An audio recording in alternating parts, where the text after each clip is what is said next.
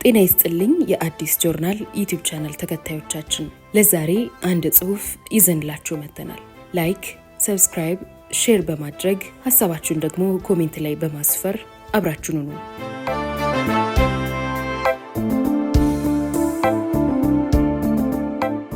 እየሞቱ ከመኖር ሽሽት ክፍል 4።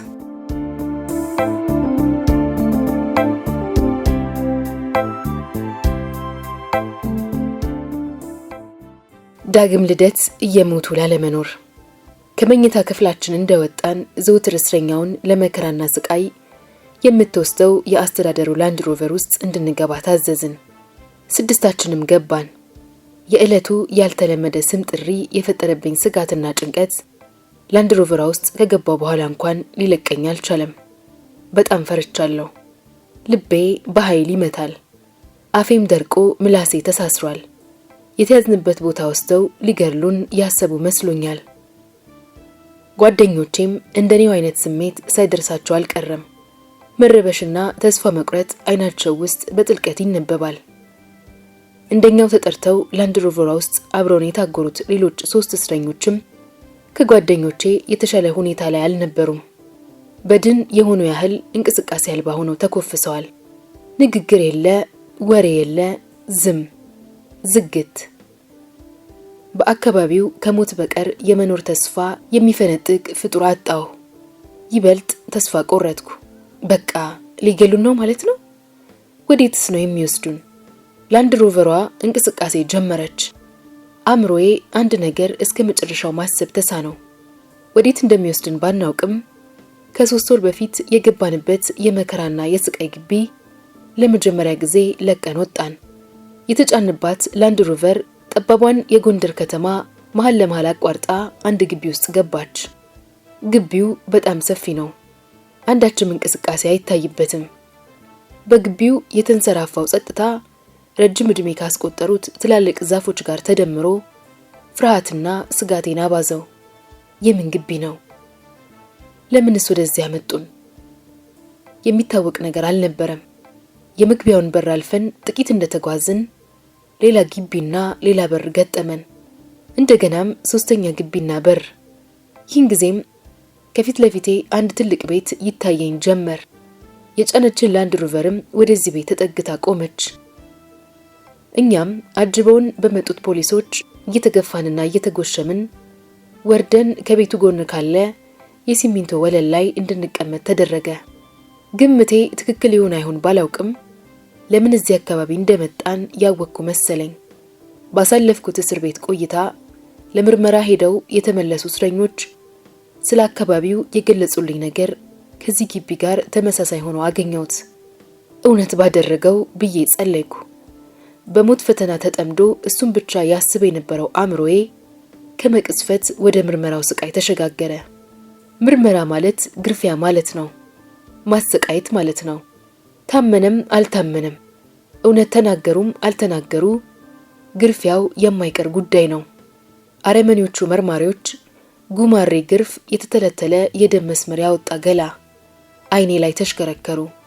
በተለይም አብረውን ለምርመራ የመጡት አባትና ልጅ ሁኔታን ሳይ ልቤ ተረበሸ። አባትየው ሽማግሌ ናቸው። ከ65 በላይ ይሆናቸዋል። ፊታቸው ላይ አሻራውን ጥሎ ያለፈው ዕድሜ የስቃይና የእንግልት እንደነበር ምስክር ነው። ወዙ ጠፍቶ ተጨረማምቷል። ሽማግሌው አልፎ አልፎ ወደ ሰማይ አንዳንዴም ወደ ልጃቸው ያያሉ። ጭንቀትና ጥበታቸው ብሎም ጸሎታቸው ለራሳቸው ይሁን ለልጃቸው አሊያም ፈጣሪውን እየወቀሱት መሆኑን አይለይም። ብቻ ወደ ሰማይ ያየ ነበረ አይናቸው ወደ ልጃቸው ሲዞር ጭንቀትና ስጋቱ አጥፍቶ ወኔ ይላበሳል። ወጣቱም የአባቱን ስልት ተከትሎ ይፈራል፣ ይጀግናል። ተአምር የሚታይበት ጊዜ፣ ዕድሜ የማያስከብርበት ዘመን፣ አባትና ልጅ በአንድነት የሚገረፉበት ዘመን። የምርመራው ስራ እንደተጀመረ የመጀመሪያው ተጠሪ ሽማግሌው ሆኑ። ዕድሜ ያደቀቀው ሰውነት ከሲሚንቶ ወለል ላይ ጎትቶ በማንሳት ነጠላቸውን አጣጥፈው ወደ ምርመራው ክፍል ገቡ። ይህን ጊዜ ልጃቸው ከቅድሙ የባሰ ተቁነጠነጠ። ማን ያበረታታ? እያንዳንዳችን በየራሳችን ስጋትና ጭንቀት ውስጥ የምንታመስበት ጊዜ ስለነበር ሌላውን የምናጽናናበት የምናበረታታበት ጊዜ አልነበረንም። ብቻ ብዙም አልቆየ ወጣቱም እንዳባቱ ተጠርቶ ወደ ምርመራው ክፍል ገባ። ወዲያው የስቃይ ድምጽ ከምርመራ ክፍሉ ይሰማ ጀመር። የሽማግሌ ለቅሶ፣ የሽማግሌ ዋይታ፣ የሽማግሌ እሪታ። ከጥቂት ቆይታም በኋላ እየተጎተቱ የገቡትን ደቃቃ ሽማግሌ መርማሪዎቹ እየገፉ እየገፈተሩና እየረገጡ አመጧቸው። ሌባ ሽማግሌ ወደዚህ ተቀመጥ በማለት ጸያፍ ስድብ እየለጠፉባቸው የሲሚንቶ ወለል ላይ ወርውረዋቸው ሌላኛውን ባለተራ ይዘው ተመለሱ። ሽማግሌው በተወረወሩበት ሲያቃስቱ ልጃቸው ከምርመራ ክፍል እሪታውን ያሰማ ነበር።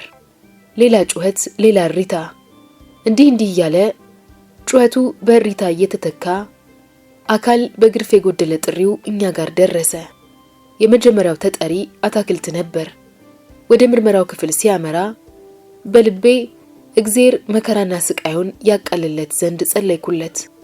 ብቻ እግዚአብሔር ይርዳው አይርዳው ባላውቅም ከተወሰነ ጊዜ በኋላ የማውቀው ድምጽ የጓደኛዬ የሱቃይ ጩኸት፣ እሪታ፣ የጓደኛዬ ዋይታ ይሰማኝ ጀመር። ልቤ በሐዘን ደማ። አእምሮዬ በሁለት ስቃይ ተወጠረ። በአንድ በኩል በግፍ ላይ ላለው ጓደኛዬ፣ በሌላ በኩል ደግሞ ለራሴ። በእንዲህ አይነት ሐሳብ ተውጬ የጓደኛዬን ስቃይ በዓይኔ እንዳያሳየኝ ስጸልይ ተራውኔ ላይ በመድረሱ ተጠርቼ ምርመራው ክፍል ገባው። በዚያ ክፍል አታክልት አልነበረም። የስቃይ ጩኸቱ ይሰማኝ የነበረው ከጎን ባለ ሌላ ክፍል ነበር። የጓደኛዬን ስቃይ በዓይኔ ባለማየቴ እድልን እያመሰገንኩ ቃሌን ለመስጠት ከመርማሪው ፊት ተቀመጥኩ። መርማሪው ስምና እድሜን ጠይቆ ከመዘገበ በኋላ በፈገግታ እየተመለከተኝ ጨላጣ ትመስያለሽ፣ የአዲስ አበባ ልጅ ነሻ አለኝ። አዎን አልኩት። የት አካባቢ? ቄራ። ለዚህ ነዋ፣ በደንብ ታስታውቂያለሽ። መርማሪው ምን ለማለትና ለማወቅ እንደፈለገ አልገባኝ አለ። በተለይ ሳልገረፍ እንደወጣ የጠየቀኝ ነገር ጭራሽ ያላሰብኩት ሆነብኝ። መርማሪው እንዳምን የሚፈልገው ለመውጣት የፈለግኩበትን ትክክለኛ ምክንያት ሳይሆን ሲያይ ነው የላካችሁ፣ ገብታችሁ ያደራጃችሁትን ቡድን አለ የሚለውን ነበር። ታላቅ ስጋትና ፍራቻ ተፈጠረብኝ። ሲያይ ስላላከን ልኮናል ልለው አልችልም። ልነግረው የምችለው ነገር ቢኖር ለመውጣት ያሰብኩት ትክክለኛ ምክንያቴን ብቻ ነበር። አላመነኝም ወይም ሊያምነኝ አልፈለገም። እንዲህ ተፋጠን ሳለ አታክልት ይጮህበት ከነበረበት ክፍል የመጣ አንድ መርማሪ ጨርሰናል ወይስ ሌላ የደረሰ ጥብስ አለ ብሎ የኔን መርማሪ ጠየቀው። እቺን ሞቅ ሞቅ አድርግልኝና እንጨርሳለን ብሎ ወደሚቀጥለው ክፍል እንድገባ አዘዘኝ። እንድገባ ስለታዘዝኩበት ክፍል ሁኔታ በእስር ቤት የሰማሁት ሁሉ ታወሰኝ። ክፍሏ በመጥፎ ጠረን የታመቀች ከመሆኗም በላይ በቂ ብርሃን የላትም። እዚህም እዚያም ከተዝረከረኩት የማሰቃያ ዕቃዎች በተጨማሪ ከወለሉ በጣም የራቀው ጣራ ተመርማሪው ላይ ፍርሃት የሚፈጥሩ ናቸው። ከጣራው ላይ በወረደ ገመድ የተንጠለጠለች በወረቀት የተሰራች የወፍ ቅርጽ ትታያለች። በአፏ ያንጠለጠረችው ወረቀት እንኳን ደህና መጡ፣ እውነቷን ያውጡ የሚል ጽሑፍ ይነበብባታል። ማንኛውም ለምርመራ ወደዚች ክፍል የሚገባ እስረኛ ቀና ብሎ ጽሑፏን እንዲያነብ ይታዘዛል። ሊያነበው ይችላል፣ ወይም በራሱ ሐሳብና ጭንቀት ተውጦ ቀና ከማለት በቀር ላያነብ ይችላል። ብቻ በትዕዛዙ መሰረት ለማንበብ ቀና ባለበት ቅጽበት ጨካኞቹ መርማሪዎች በደረቅ የወታደር ጫማቸው በቲራ ብለው ከሲሚንቶ ወለሉ ላይ ይጥሉታል። እኔም ይህን እያሰብኩ ነበር ወደ ክፍሏ የዘለኩት። የድልም ነገር ይሁን ለሌላ የተባለው ሳይደርስብኝ እንድቀመጥ ታዘዝኩ። በክፍሉ የነበረው መቀመጫ አንድ ትንሽ ዱካ መሳይ ወንበር ብቻ በመሆኑ እሷ ላይ ተቀመጥኩ። መርማሪው የማን ጥጋበኛ ነሽ ብሎ በያዘው ጉማሬ ጀርባዬን ጀለጠው። የመጀመሪያዎቹ ሁለት የጉማሬ ግርፎች ሲያርፉብኝ ተንገበገብኩ። እግሬም ተቀንጥሶ የወደቀ መሰለኝ። አንዳች ነገር ከቅር ጥፍሬ እስከ ጸጉሬ ነዘረኝ። እውነቱን ታወጣላት ታወጣም አለኝ መርማሪው። ተናገርኩ እኮ በሚማጸን ድምጽ። ሲያይ ነው ይላካችሁ። ያደራጃችሁትስ ቡድን ምንድነው? ኧረ እኔ ማንንም አላከኝም። ግርፉ ቀጠለ። ጩኸትና ሪታዬ እንደ በፊቱ የውሸት ወይንም የማታለል ሳይሆን ነፍሴ ድረስ ዘልቆ በሚሰማኝ የግርፍ ህመም የተፈጠረ ሪታ ነበር። በጣም ነበር የምጮኸው። ለዛም ሊሆን ይችላል ምንነቱን በውል ያላወቅኩት መጥፎ ጠረን ያለው ጨርቅ ቢጤ አፌ ውስጥ የጎሰጎሰብኝ። ከዚያ በኋላ ሪታና ጩኸት ከሰመ። እንደ ታረደ ከብት ማጓራትና መነፋነፍ ብቻ ሆነ። እነሱም እንደ ድግስ ገብስ እየተፈራረቁ ወቀጡኝ በጉማሬያቸው። ስቃዩን መቋቋም አልቻለኝ አለ። የማደርገው ጠፍቶኝ ያልሆንኩትን ነኝ ብል ካሁኑ ስቃይ እንደምገላገል ባውቅም የኋላው ሲታሰበኝ ማመን የለብኝም ብዬ ራሴን አበረታው። ማጓራትና መነፋነፍም ከስቃይ በቀር የሚፈይደው ነገር ባለመኖሩ በተቻለኝ መጠን ራሴን ለመርሳት ሞከርኩ። በግርፍ ሳይሆን አዲስ አበባ እንዳለው አድርጌ። ሙከራው በመጠኑም ቢሆን ስቃይን አስታግሶልኛል። የጥንት መፍትሄ ነበር። ብቻ የሆነው ሆኖ መርማሪዎች ተጨማሪ ጥያቄ ሳያቀርቡልኝ ግርፊያቸውን አቆሙ። ከተንጠለጠልኩበትም አውርደው የታሰርኩበትን ገመድ ፈቱልኝ። ተመስገን አልኩ። ሰውነቴ ድቅቅ ብሏል። የፈነዳዳ አብጦ በደም የተለወሰ ውስጥ እግሬም ያንገበግበኝ ጀመር። በምን አቅሜና በየትኛው እግሬ ተራምጄ ከዚህ ክፍል እንደምወጣ አላውቅም። በዚህ ጭንቀት ተገብቤ ከተቀመጥኩበት ሳልነሳ ሙላቱ ምርመራው ክፍል በመግባቱ ደነገጥኩ። ከቶም እነዚህ አሪዮሶች እንዴት አድርገው ሊያሰቃዩት ይሆን? ይሄ ለመርማሪዎች ጭንቃቸው አልነበረም። ሙላቱ እጁ ላይ በደረሰበት ጉዳት የተነሳ እንደኛ ሰቅለው ሊገርፉት ባለመቻላቸው ያሰቃዩት የነበረው በተለየ መንገድ ሆነ። በመርዘኛ ምላሳቸው የደረሰበት ጉዳት እንዲሰማው የበፊቱን እያስታወሱ የወደፊቱን እየጠቆሙ ህሊናውን አቆሰሉት። በጉማሬ ጀርባውን በነገር አእምሮውን ገረፉት። በራሴ ስቃይ ካለቀስኩት በላይ ለሙላቱ አነባሁ። በጭቃኔያቸውም እግዚኦ አልኩኝ። ደግነቱ የሥራ ማብቂያ ሰዓት በመድረሱ የዕለቱ ምርመራ በዚህ ተጠናቆ ወደ እስር ቤታችን ተወሰድን። የጫነችን ላንድ ሮቨር እስር ቤቱ ቅጥር ግቢ ገብታ እንደቆመች ጓደኞቻችን የኋላውን በር ከፍተው ተሸክመው አወረዱን። ወዲያውም ቁስላችንን ጠራርገውና አደራርቀው ያበጠውን እያሟሸሹ ያልፈረጠውን እያፈረጡ ስቃያችንን ጋብ አደረጉልን። እኔ ግን በፍጹም ልበረታ አልቻልኩም። እምባዬ ከዓይኔ ዝም ብሎ ይወርዳል። የማለቅሰው በዛሬው አልነበረም፣ ጨለማ ውስጥ ለተሸሸገው ለማይታየው ለነገ እንጂ። ከልምድ እንደተረዳሁት ከሆነ ጨካኞቹ መርማሪዎች የሚፈልጉትን እስካላገኙ ድረስ ማሰቃየታቸውን አያቆሙም። እንዲያውም አንዴ ገርፈው የቆሰለው እግር ሳይሽር በነጋታው ላዩ ላይ ይደግሙታል። በደም የራሰ ፋሻ ከስጋ ጋር ሲቦካ ተመልክቻለሁ። ታዲያ እኔስ እንዴት ልሆን ነው? ሳላውጣ የደበኩት ነገር እንኳን ቢኖር ደግ። ግን ሁሉንም ተናግሬያለሁ። ዛሬም ነገም ሆነ የዛሬ ዓመት ዛሬ ከተናገርኩት በላይ የምለው አልነበረኝም። በነጋታው ጠዋት በድጋፍ መጸዳጃ ቤት ደርሼ ከተመለስኩ በኋላ የተለመደውን የምርመራ ጥሪ በስጋትና ጭንቀት ተውጬ መከታተል ጀመርኩ። እያንዳንዱ ጥሪ ከገላዬ ስጋ ቦጭቆ የማንሳት ያህል ያሰቃየኝ ነበር። ይሁንና በዕለቱ ለምርመራ ከተጠሩት እስረኞች መካከል ስማችን ባለመኖሩ እፎይ ብዬ ወደ እስር ቤቱ ክሊኒክ አመራው። በዚያም አስፈላጊው ሕክምና ተደርጎልኝ በድጋፍ ወደ መኝታ ክፍሌ ተመለስኩ።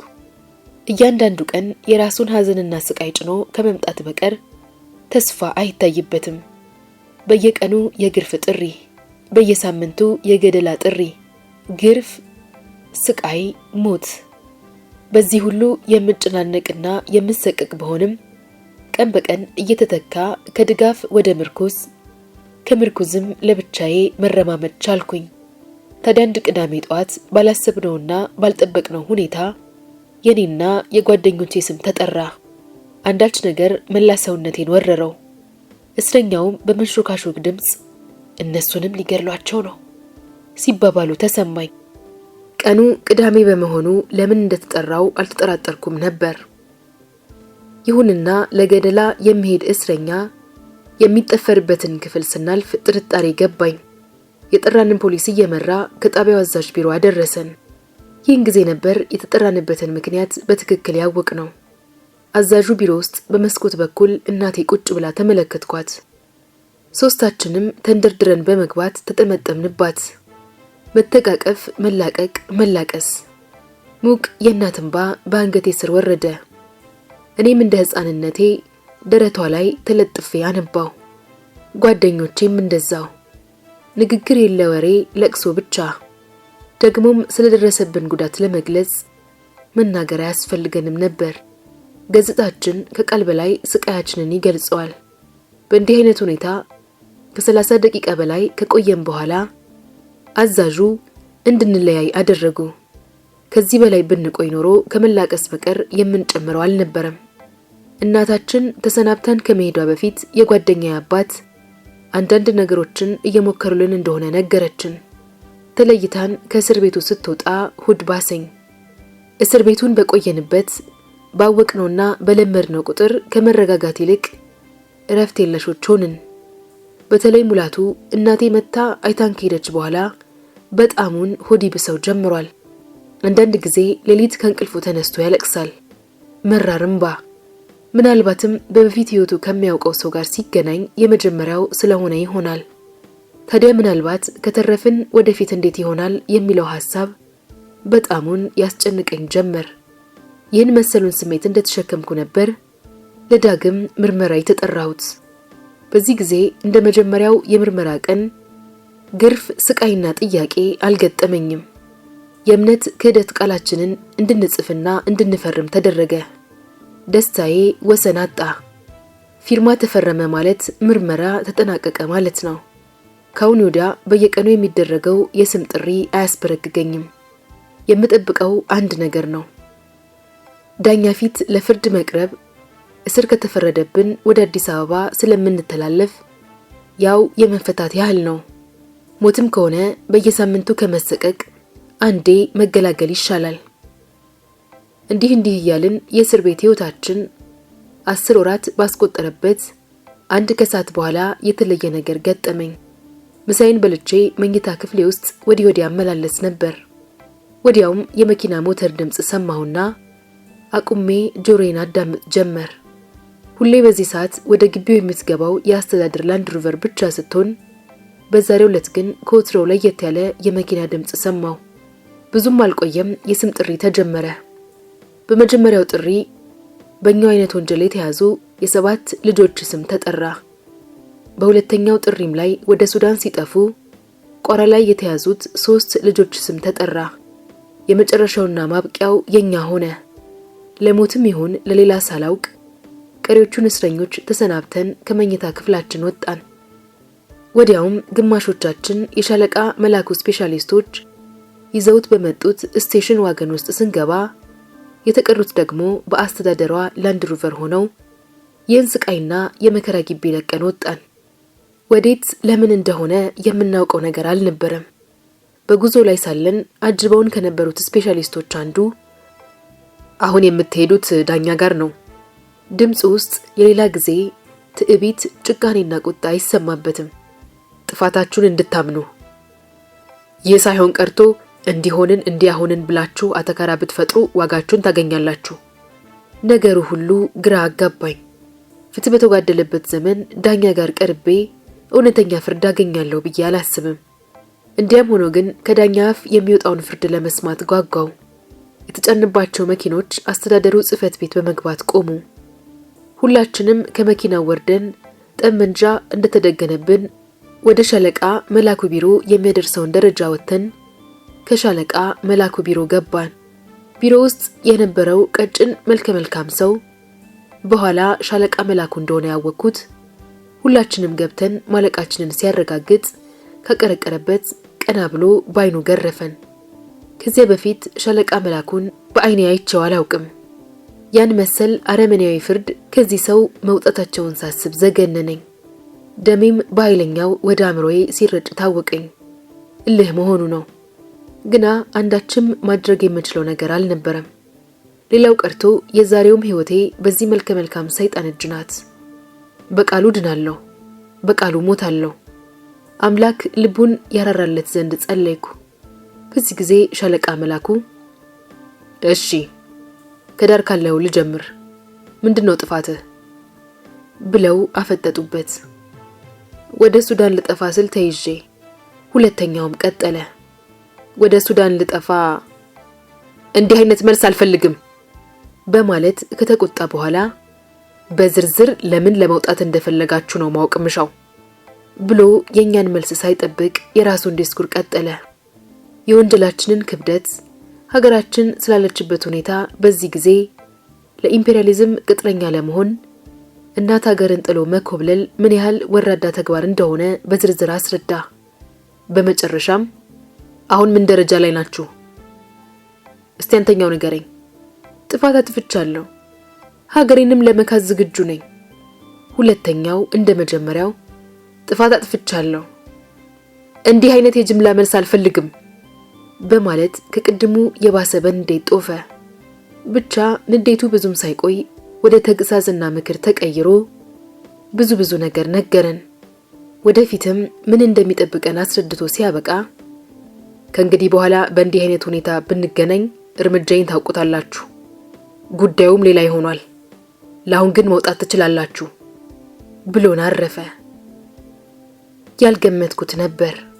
ሞት ቢቀር ተፈርዶብን በእስር ወደ አዲስ አበባ እንዛወራለን እንጂ በእንዲህ አይነት ሁኔታ ነፃ እንወጣለን የሚል ጥርጣሬ እንኳን አልነበረኝም።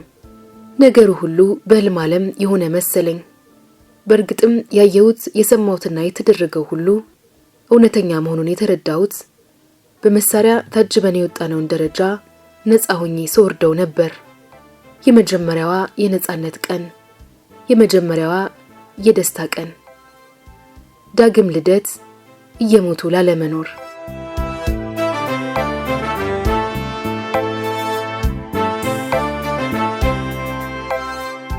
እየሞቱ ከመኖር ሽሽት እንዴት ነበር? ከወደዳችሁት ሐሳባችሁን ኮሜንት ላይ አስቀምጡልን። ላይክ እና ሼር ማድረጋችሁ ማይረሳ። አዲስ ከሆናችሁ ደግሞ ሰብስክራይብ በማድረግ ቤተሰብ ይሁኑን። በሌላ በአዲስ ጽሑፍ እንገናኛለን።